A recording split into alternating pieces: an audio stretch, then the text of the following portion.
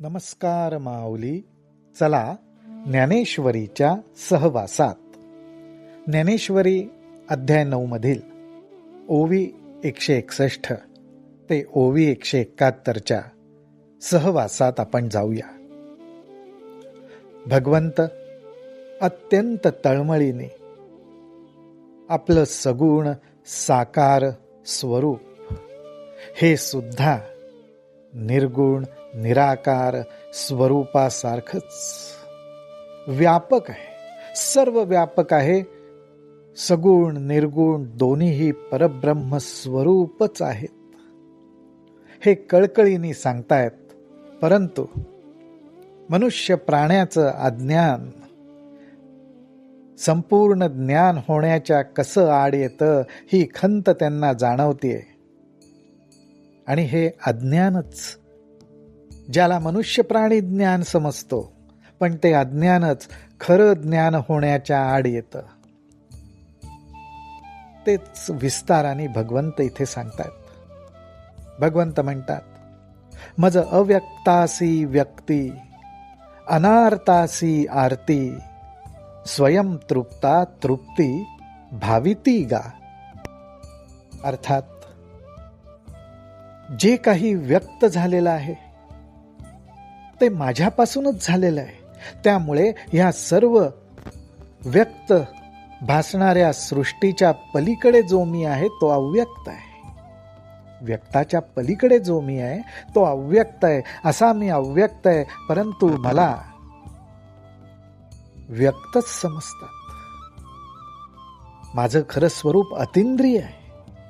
जे व्यक्त झालंय ते इंद्रियांच्या साह्याने समजून घेतलं जातं, परंतु इंद्रियांच्या साह्याने मला समजून घेता येणार नाही. फक्त जे व्यक्त झालंय तेवढंच समजून घेता येईल, आणि अख्ख्या व्यक्ताला जन्म देणारा मी आहे. पण मलाही त्या व्यक्तासारखंच समजतात. माझ्या ठिकाणी तर कुठलीही इच्छा नाही.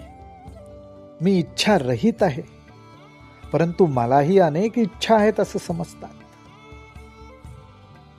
माझं स्वरूप तर आत्मतृप्त आहे, परंतु वेगवेगळ्या विषयांचा भोग दाखवून माझी तृप्ती होते असं मानतात.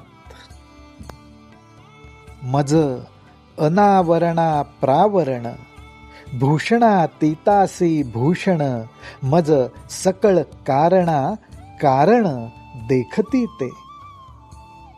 अजून ह्या अज्ञानाबद्दल काय सांगावं? कशा प्रकारे माझ्याकडे बघतात? देखती ते. तर अहो, मला कुठलंही वस्त्र परिधान करण्याची आवश्यकता नाही. माझं स्वरूप कसं आहे? अनावरण,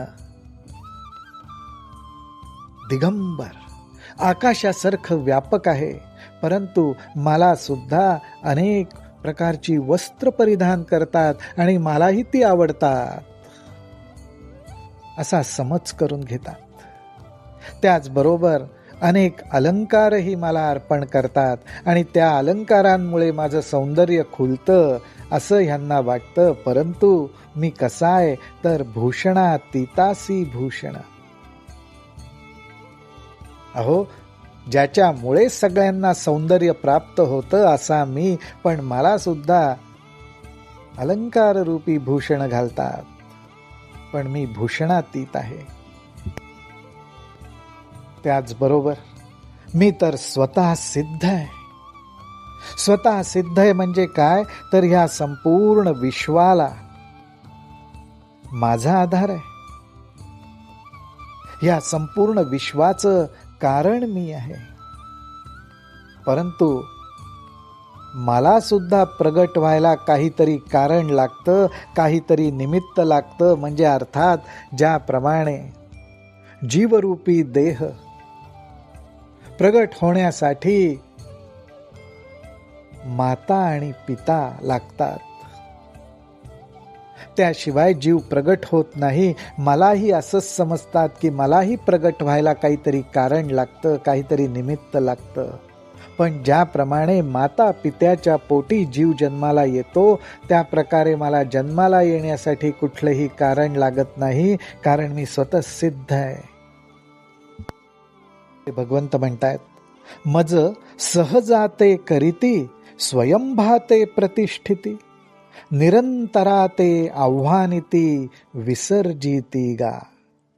अहो, एवढ्यावरच हा मनुष्य प्राणी थांबत नाही, तर मी सहज आहे, म्हणजे सहजपणे माझं अस्तित्व सगळीकडे आहे, मी स्वयंभूच आहे. परंतु त्या माझी सुद्धा प्रतिष्ठापना करतात. मुळातच माझ्याशिवाय दुसरं काही नाही, पण त्या माझीही प्रतिष्ठापना करतात. मी तर सतत आहे, निरंतर आहे, मी नाही असं नाहीच, परंतु मलाही प्रगट करण्यासाठी प्रतिष्ठापना करताना आवाहन करतात. माझी जशी प्रतिष्ठापना करतात त्याचबरोबर माझं विसर्जनही करतात. माझं स्वरूप तर आहे आणि नाहीच्या पलीकडे, परंतु प्रतिष्ठापना करून मला आहे मानतात आणि विसर्जन करून आता मी विसर्जित झालो असंही मानतात. परंतु मी सर्वदा स्वतः सिद्धू, तो की बाळ तरुण वृद्धू, मज एक रूपा संबंधू जाणती ऐसे. अहो, मी सदा सर्वदा स्वतः सिद्ध आहे. माझ्या रूपामध्ये काहीही बदल होत नाही, पण बालरूप, तरुण रूप, वृद्ध रूप हे सुद्धा माझ्या ठिकाणी बघतात. माझं स्वरूप अत्यंत व्यापक आहे, अव्यक्त आहे, अद्वैत आहे. परंतु अशा माझ्या रूपाच्या ठिकाणी सुद्धा हे असं बाल, तरुण, वृद्ध ह्या प्रकारे संबंध आहेत असं माझ्या रूपाच्या ठिकाणी मानतात. मज अद्वैतासी दुजे, मज अकर्तयासी काजे, मी अभोक्ता की भुंजे ऐसे म्हणती. खरं तर अद्वैत असं माझं स्वरूप आहे, पण ह्या माझ्या अद्वैत स्वरूपाहून मला देहासारखं मानतात, भौतिक स्वरूपात मानतात. ब्रह्मस्वरूपाहून मी वेगळा आहे, माझं मूळ परब्रह्म स्वरूप त्याहून मी वेगळा आहे असं समजतात. खरं तर मी अकर्ता आहे, काहीच करत नाही, काहीच करवून घेत नाही, परंतु माझ्या ठिकाणी कर्म आणि त्या कर्माचं कर्तृत्वही बघतात. अर्थात भगवंतानी हे केलं, भगवंतामुळे हे होतं असं मानतात. मला ना कुठल्या गोष्टीची आसक्ती आहे, ना अनासक्ती आहे. मला ना कुठल्या गोष्टीचा भोग घ्यायचा आहे, ना कुठल्या गोष्टीचा त्याग करायचा आहे. असा मी अभोक्ता आहे, परंतु मलाही भोक्ता समजतात. मज अकुळाचे कुळवानिती, मज नित्याचेनी निधने क्षीणती, मज सर्वांतराते कल्पिती अरी मित्रगा. मूळ अज्ञान, पण त्यालाच ज्ञान समजून माझ्याकडे जे बघितलं जातं त्याचा जो प्रवाह चालू आहे तो भगवंत थांबवतच नाहीयेत. कशा अनेक प्रकारे अज्ञान दृष्टीने त्यांच्याकडे बघितलं जातं याची जणू काही गाथाच ते आपल्या समोर मांडतायत. भगवंत म्हणतात, मी कुठल्याही एका कुळाचा नाही, परंतु मला कुळाचा संबंध लावून देतात, माझ्या कुळाचं वर्णन करतात. मी तर खरा स्वतः सिद्ध, नाशरहित असं माझं अखंड स्वरूप आहे, परंतु मी सुद्धा निवर्तलो, मी सुद्धा मेलो असं समजून दुःखी होतात. खरं तर सर्वांच्या ठिकाणी मी एक सारखाच राहतो, सर्वांच्या हृदयस्थ मी आहे आणि तो एक सारखाच आहे. पण मलाही कोणी शत्रू मानतात तर कोणी मित्र मानतात. अशा भेदात्मक दृष्टीने भगवंताकडे बघितलं जातं असं भगवंत इथे सांगतायत. भगवंत म्हणतात, मी स्वानंदाभिरामो, तया मज अनेका सुखाचा कामू, आघवाची मी असे समू की म्हणती एकदेशी. अहो, मी तर सतत माझ्यामध्येच रमणार आहे, आत्मतृप्त आहे, आत्मानंदात मी अखंड रमतो, परंतु मला सुद्धा वेगवेगळ्या सुखांची इच्छा आहे असं मानलं जातं.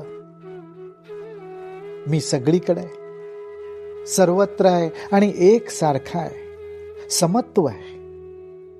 तर मला एके ठिकाणीच कुठेतरी मी राहतो असं मानतात.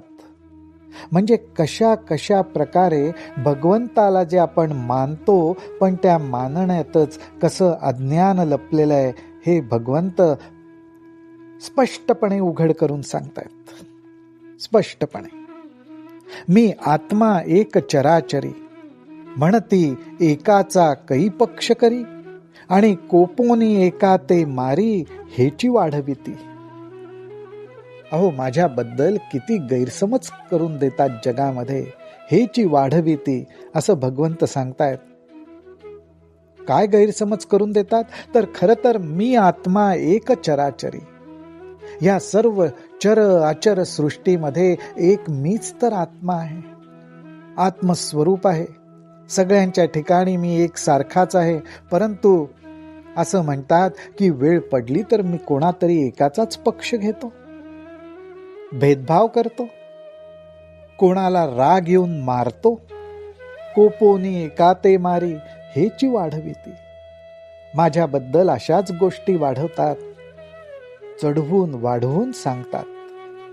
किंबहुना ऐसे समस्त जे हे मनुष्य धर्म प्राकृत, तयाची नाव मी ऐसे विपरीत ज्ञान तयांचे.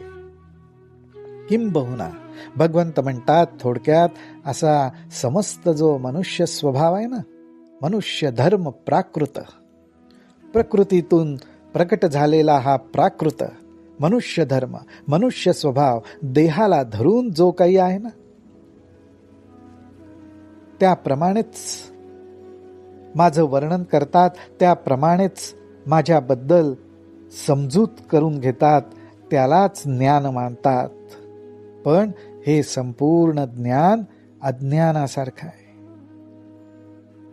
आणि ह्या ज्ञानालाच भगवंत म्हणतात, हे जे मनुष्याच्या ठिकाणी माझ्याबद्दलचं ज्ञान म्हणून त्यांनी करून घेतलंय, जो समज करून घेतलाय, ते सगळं विपरीत ज्ञान आहे. तयाची नाव मी ऐसे विपरीत ज्ञान तयांचे. एवढ्यावरच हा मनुष्य थांबत नाही. जव आकारू एक पुढा देखती, तव हा देव येणे भावे भजती. मग तोची विघडलिया टाकीती, नाही म्हणून. अहो, एखाद्या आकारामध्ये मला बघतात आणि तो बघितल्याबरोबर हा देव आहे या भावनेने भजन करायला लागतात. आणि काही कारणाने तो आकार जर बिघडला तर मला टाकून देतात, आता ह्याच्यात देव राहिला नाही असं म्हणतात. माते येणे येणे प्रकारे, जाणती मनुष्य ऐसेनी आकारे. म्हणूनी ज्ञानचिते अंधारे, ज्ञानासी करी. हा स्पष्ट विचार आणि ही स्पष्ट खंत साक्षात भगवंत बोलून दाखवतायत. ते म्हणतात, अरे अर्जुना, अशा प्रकारे, अशा वेगवेगळ्या प्रकारे हा मनुष्य मला मनुष्याच्या आकारासारखाच समजतो. आणि त्याचा जो मनुष्य स्वभाव आहे, त्या स्वभावाला धरूनच तो मला समजतो आणि त्या समजण्याला ज्ञान मानतो. ते विपरीत ज्ञान आहे. आणि हे त्याचं विपरीत ज्ञानच माझं जे खरं स्वरूप आहे, त्या स्वरूपाचं ज्ञान होण्याच्या आड येतं. ज्याला तो ज्ञान समजतो ते विपरीत ज्ञान त्याला खरं ज्ञान होण्याच्या आड येतं. माझं सगुण रूप हे निर्गुण स्वरूप, माझं साकार निराकारासारखंच. थोडक्यात सगुण निर्गुण साकार निराकार हे सर्व एक सारखंच आहे. त्याच्यात काही भेदभाव नाही, काही फरक नाही. हेच भगवंताला वारंवार या ठिकाणी आपल्याला स्पष्ट करायचं आहे. यासाठी ह्या एवढ्या उपमा, हे एवढे दृष्टांत भगवंतांनी आपल्याला दिलेले आहेत. स्पष्ट करून आपलं स्वरूप सांगण्याचा हा भगवंतांचा कळकळीचा अट्टाहास आहे असं वाटतं. रामकृष्ण हरी, रामकृष्ण हरी, रामकृष्ण हरी.